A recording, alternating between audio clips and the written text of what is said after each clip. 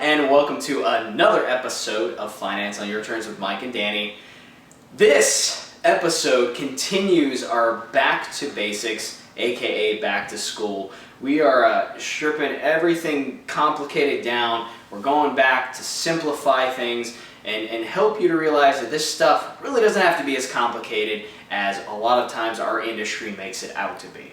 So we've talked about emergency fund, we've talked about why debt doesn't have to be scary, we've talked about a couple really common ways to pay off your debt and strategize your debt payoff. And so today we're going to go back into the investing world, but we're going to do something that we haven't really talked about too much, because typically we're saying, all right, pay off your debt, get your basic savings into order, and let's focus on retirement. Well, guess what? Retirement's usually not our only financial goal, right? Right, and we talked a little bit about it in an episode about your in-between money.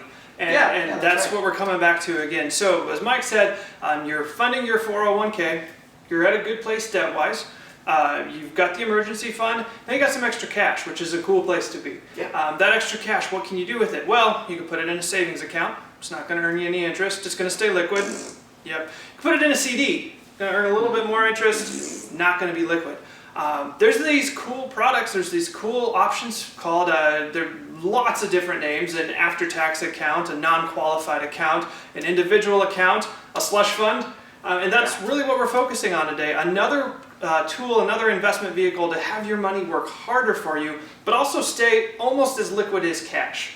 And that's really what we want to focus on today, because we want to earn a little bit more money with those funds that we're working hard for. Again, maybe you don't need them right now. You don't have any investment or you don't have any goals for the next 2 to 3 years, but we need to make a little bit more interest than in a savings account. Yeah, and exactly what Danny said. Almost as liquid, and that's the big key, is you're going to be taking risks by doing this. So This is not for your goals that are, if you need this money in the next year or maybe even 2 years or so, we don't want to expose that money to too much risk. We don't want it to fluctuate, because if you need it, we don't want it to see it drop and then, oh my gosh, I got to pull it out and now I've lost some money.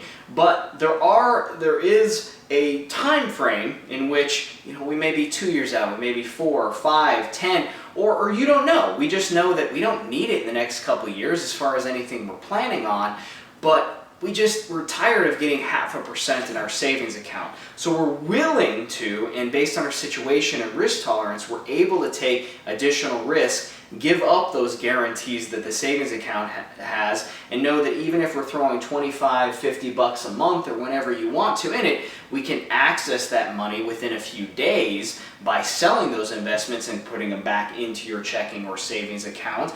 They do take more risk, they are going to fluctuate, but again, if you don't need it, but you don't want to lock it in 20, 30 years out till retirement, this is a great option for that in-between money. And again, like Danny said, get that money working harder for you, be a little more strategic with it, but have the flexibility that you don't have with some of those other accounts too. So well said. Yeah. With that, I think this is probably going to wrap up our series on back to basics. We stripped out. Yeah, we'll see. We'll see what the comments, what the shares are like. If you have suggestions, if you have questions, leave them in the comments.